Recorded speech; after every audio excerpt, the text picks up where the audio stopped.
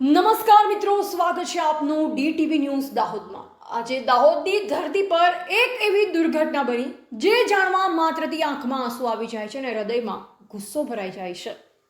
જ્યારે આખું શહેર વાવાઝોડાની તાકાતથી લડી રહ્યું હતું ત્યારે સ્માર્ટ સિટીના નામે લગાવેલ એક મહાકાય સાઇન બોર્ડ 3 નિર્દોષ જીવોનો ભોગ લઈ લીધા।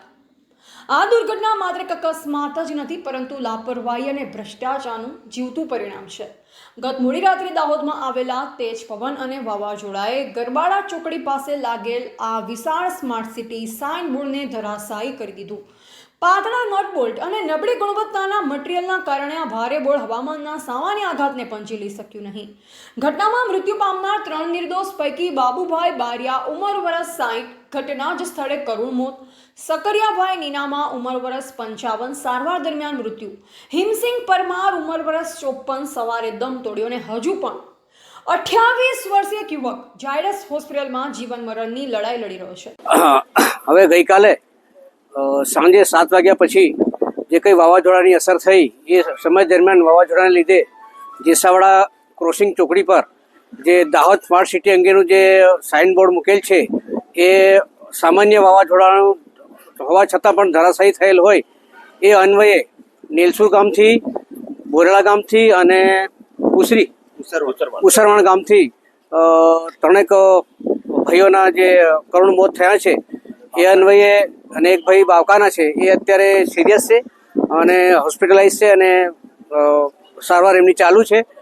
જે આ ત્રણેય ગામોના જે ભાઈઓના કરુણ મોત થયા છે એ અન્વયે તમામ ગામના કુટુંબ સહપરિવાર દુઃખ અને શોકની લાગણી અનુભવે છે।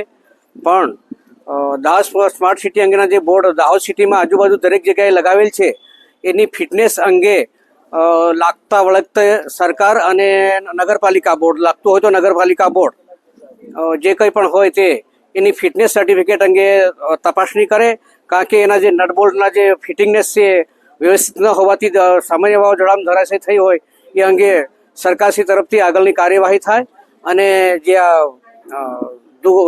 આકસ્મિક ઘટનાનો જે ભોગ ભણેલ છે એ તમામ ભાઈઓને સરકાર તરફથી જે મળવા યોગ્ય લાભ મળે એ અંગે આગળની કાર્યવાહી થાય એવી સરકારશ્રીને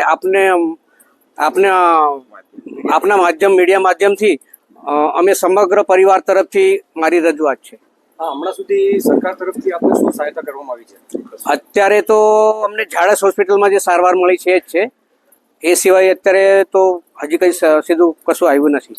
લગભગ હવે સરકારની પ્રોસેસમાં હોય અને આગામી સમયમાં મળે એવી અમે અપેક્ષા રાખીએ છીએ। આપનું નામ? માયસેફ ગિરીશ પરમાર, બોરિયાલા। કાલે સાંજના લગભગ 7 વાગ્યાના ગાળામાં જે વાવાઝોડાની અસર દાહોદની અંદર થઈ એમાં ગરબાડા ચોકડી પર જે સ્માર્ટ સિટીના સાઇન પોલ સાથે જે રોડ પર પડ્યું એની અંદર લગભગ 4 વ્યક્તિઓ, એમાં 3 વ્યક્તિઓ ફેટલ થયા। એમાં એક નેલસુર ગામના હતા, એક બોરિયાળા ગામના હતા, એક ઉસરવાણ ગામના હતા અને એક બાવકાના જે હતા એ હાલ સિરિયસ છે। જેમાં 3 ફેટલ થયેલા એની અંદર જે ડિઝાસ્ટર સેલ દ્વારા જે તમામ તંત્ર દ્વારા પણ સારી એવી મદદ મળી અને તમામ કાર્યવાહી થઈ છે, જેમાં સહાયક ફંડ સુધીની તમામ કાર્યવાહી સંપૂર્ણ રીતે પૂરી થવા આવી છે। પણ તો છતાંય અમે એમ કહેવા માંગીએ છીએ કે જે સ્માર્ટ સિટી અંતર્ગત જે સાયન્સ બોર્ડ અને જે પોલ સાથે ઊભું કરવામાં આવ્યું છે એમાં કોન્ટ્રાક્ટરની ક્યાંક ને ક્યાંક નાની મોટી પણ ભૂલ હોઈ શકે છે, કારણ કે એનું કારણ છે કે ત્યાર પછી અમે સ્માર્ટ સિટીમાં જેટલા પણ પોલ ઊભા થયા છે એમાં ક્યારે પણ અમે એમના સ્ક્રૂ બોલ્ટ નટ ફિટ કરતા પણ નથી જોયા। એટલે એ મેન્ટેનન્સ નામની કોઈ વસ્તુ જ નથી, એના લીધે પણ આ વસ્તુ થઈ હોઈ શકે છે। અને જે કાલનું જે વાવાઝોડું હતું એ 25 કિલોમીટર પર અવરની સ્પીડ પર હોઈ શકે, એના અંદાજે જો પોલ પડી જતો હોય તો એનો મતલબ કે સ્માર્ટ સિટીની અંદર જે કોન્ટ્રાક્ટરે કામ કર્યું છે એની અંદર પણ ભૂલચાલ હોઈ શકે છે। એટલે અમે સરકારી તંત્રને પણ જાણ કરીએ છીએ કે કોન્ટ્રાક્ટર તરફ પણ એની કાર્યવાહી થાય અને બાકી તંત્રની જે મદદ મળી છે, પોલીસ પ્રશાસનની મદદ મળી છે એ સંપૂર્ણ રીતે યોગ્ય છે અને એ અમને આવકાર્ય છે। જોહાર, કેતન બામણિયા।